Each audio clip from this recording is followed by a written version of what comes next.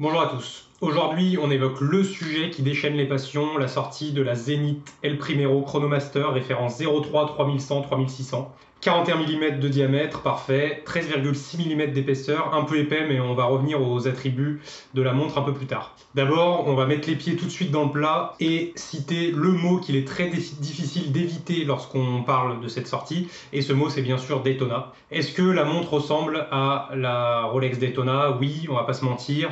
Les aiguilles, la lunette céramique, le fermoir également, les liens polis du bracelet, les liens centraux polis du bracelet, qui d'ailleurs est une erreur de la part de Zenith, parce que déjà ça la fait ressembler encore plus à la Daytona, et ensuite ça prend les rayures, c'est l'enfer. Ça donne un aspect de fragilité à cette montre sport, aspect de fragilité qu'on ne souhaite pas sur ce type de montre, donc dommage sur ce point-là. Certains évoquent pour défendre Zenith, évoquent la Deluca, qui est sortie dans les années 90, mais pour moi c'est pas vraiment un argument, parce que la Deluca déjà à l'époque se basait sur le design des Daytona qui sortaient dans les années 90.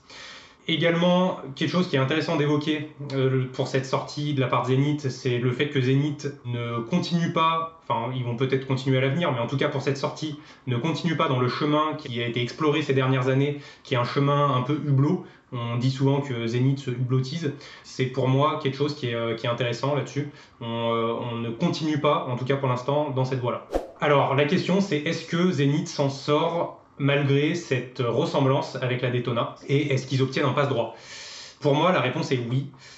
Pourquoi? Parce que déjà, on n'est pas sur une copie pure et dure, on est sur une ressemblance. On a beaucoup d'attributs et d'aspects qui viennent en différence, et on va les lister juste après. On a également une histoire qui est assez imbriquée avec la Daytona. S'il y a bien un acteur qui peut se permettre de baser un design sur la Daytona, c'est bien Zenith, à cause de l'histoire de la El Primero qui a équipé certaines montres Daytona entre 88 et 2000 de mémoire. Alors Rolex avait réarchitecturé le mouvement, l'avait fait passer de 36 000 alternances par heure à 28,8 et avait amélioré aussi l'échappement. Donc voilà, on a aussi cette histoire commune et un peu imbriquée.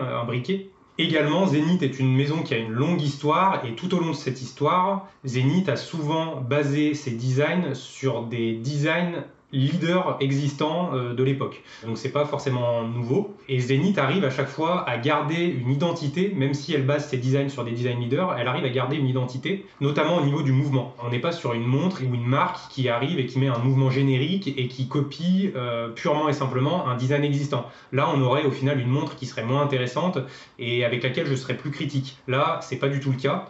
Et il ne faut pas aussi oublier que le domaine de l'horlogerie fonctionne de cette manière depuis de nombreux siècles en fait.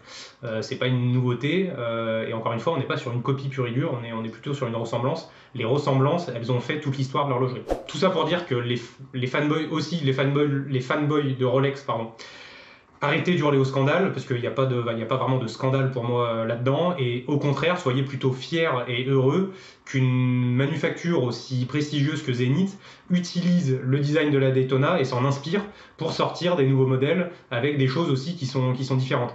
Moi, par exemple, fan absolu de Grand Seiko, je serais très content que demain, des marques se mettent à étudier de manière plus précise et plus poussée les textures de cadran, les finitions d'index, les finitions d'aiguilles, etc. Bon, je dirais que Grand Seiko reste les meilleurs, mais voilà, il n'y a pas de scandale non plus. Ensuite, il y a un moment où il faut parler des attributs de cette montre et les différences aussi qu'il y a avec la Daytona et aussi avec tous les autres acteurs de cette gamme. Mouvement high beat, ça c'est quelque chose qui est très important. Mouvement El Primero high beat mythique. C'est important, pourquoi? Parce que c'est une complication qui peut être intéressante pour certains, dont je fais partie, à avoir dans sa collection. C'est intéressant d'avoir ce type de complication dans sa collection, donc mouvement high beat. Et également réserve de marche de 60 heures, ce qui est vraiment une bonne performance pour un mouvement high beat. On était à 50 précédemment. Également un stop seconde qui est une évolution par rapport à l'ancien mouvement El Primero. Donc là, on n'est pas sur une évolution qui est hyper intéressante, mais on est plus sur un rattrapage, puisque c'est une normalité dans le marché actuel, mais c'est intéressant de le noter. Au niveau de l'étanchéité, on est à 100 mètres. On est à 100 mètres sans poussoir vissé. Pour comparer avec la Speedmaster, on est à 50 mètres, donc on ne peut pas se baigner avec. Là, on est à 100 mètres, donc c'est beaucoup mieux. Et on n'a pas de poussoir vissé, ce qui en fait une différence avec la Daytona. Différence qui pour moi est positive, elle peut être négative pour certains. Pour moi, elle est positive. Pourquoi? Parce que les poussoirs vissés, c'est beaucoup trop long. Il faut dévisser, activer, le revisser si on veut le laisser plusieurs minutes. Ensuite, le redévisser pour le stopper. Donc ensuite revisser. ensuite dévisser le second poussoir de mise à 0, mettre à 0 et revisser. Donc c'est vraiment interminable. Également les couleurs. Les couleurs sont très bien réussies, les couleurs sous cadran, et c'est aussi une différence par rapport à la Daytona, les couleurs sous cadran, qui sont réussies, qui sont un petit peu moins marquées, un petit peu plus dans les nuances par rapport aux couleurs de sous cadran de la El Primero classique. Donc ça aussi c'est un très bon point pour moi. Et également un aspect central qui est la lecture au dixième de seconde. Donc on a une aiguille centrale du chronographe qui fait un tour complet de cadran en 10 secondes, donc ce qui donne un aspect visuellement qui est top, et une lecture qui est hyper facile et hyper rapide au dixième de seconde. Et donc ça c'est aussi une vraie différence par rapport à la Daytona ou aux autres acteurs du marché, c'est vraiment top. Sur les autres chronographes, on a plutôt des lectures au sixième ou au huitième de seconde, mais en plus c'est théorique puisque ces lectures elles sont pas possibles, puisqu'on a un cadran qui fait 60 secondes. Donc on ne peut pas lire entre deux secondes, c'est trop petit. Donc ça, c'est vraiment quelque chose qui est top. On a un sous-cadran qui affiche 60 secondes, puisque sinon on ne sait pas si on en est à 30, 40 ou 50. Donc là-dessus, ça c'est aussi cohérent. Un autre sous-cadran qui est lié à la trotteuse, aux petites secondes. Et le dernier sous-cadran à 6 heures qui est lié aux minutes. Donc on a 3 cadrans 60 au final. On a aussi un fond de boîte qui est visible grâce à une vitre saphir. Ça aussi c'est une différence à noter. On peut admirer le mouvement El Primero qui est quand même sympa, et également admirer le pignon de 100 dents qui est activé lorsqu'on active le chronographe et qui donne un aspect aussi visuel d'observation de mouvement qui est très sympa.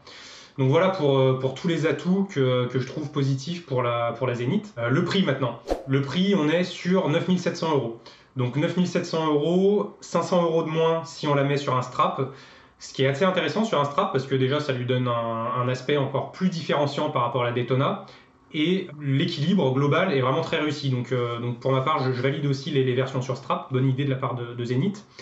Pour comparer avec la Daytona, on est à 12 400 € neuf, mais on sait très bien que si on la veut neuve, il faut plutôt débourser 22 000 €.